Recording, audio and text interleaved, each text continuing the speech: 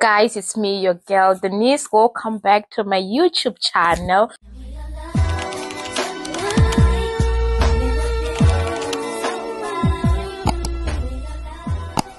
And first and foremost, I'd like to say welcome to the family, to my new subscribers, and it's so nice having you here, and thank you for subscribing and trusting me. So before I start, I'd like to continue with my journey of how I came to Germany as an au pair. So after I did my language course, I looked for an au pair. I had to fill out a lot of forms about the things that I could do.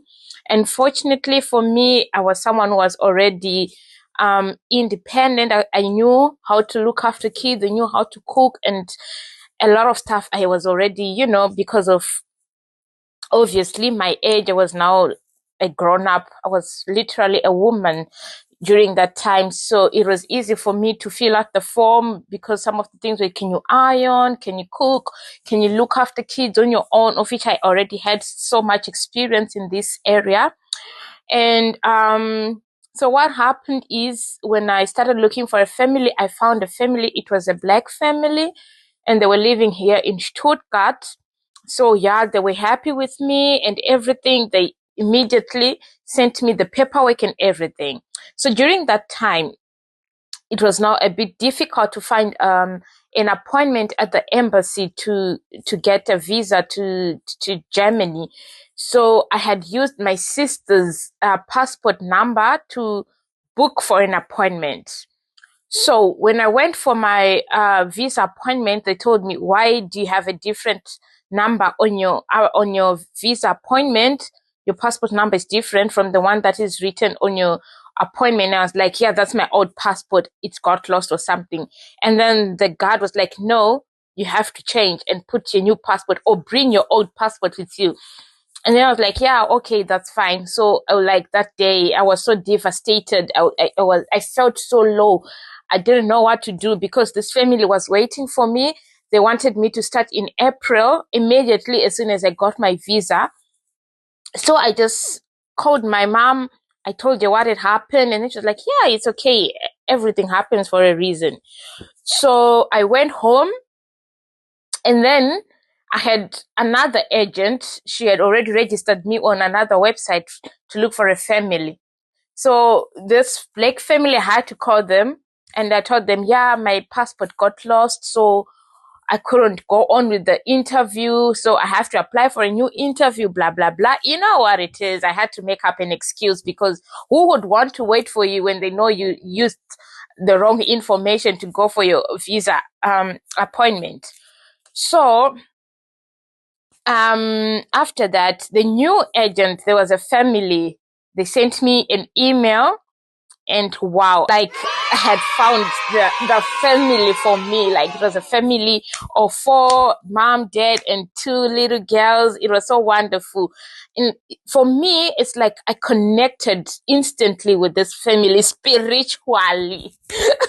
That's what happened. And I had to tell the Black family that, yeah, my visa, my passport is going to take a month or so to come out. So I think it's best if you look for another au pair, because they wanted an au pair like so schnell. So yeah, I started talking to this other family. We had video calls, and it was so nice, super nice. They showed me the room that I was going to live in, everything. And I was like, wow, this is something that I want.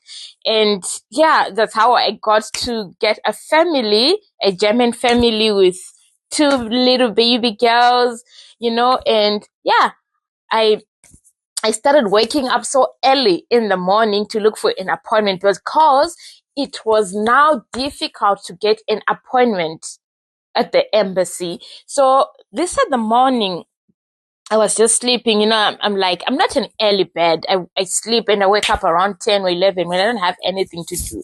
So on this certain day, my sister called me. I think it was around 8. I was so mad. Like, why is she calling me so early in the morning? She called me and she was like, "Yeah, I just wanted to check. How are you doing? How are you?" I was in Harare and she was in Gweru.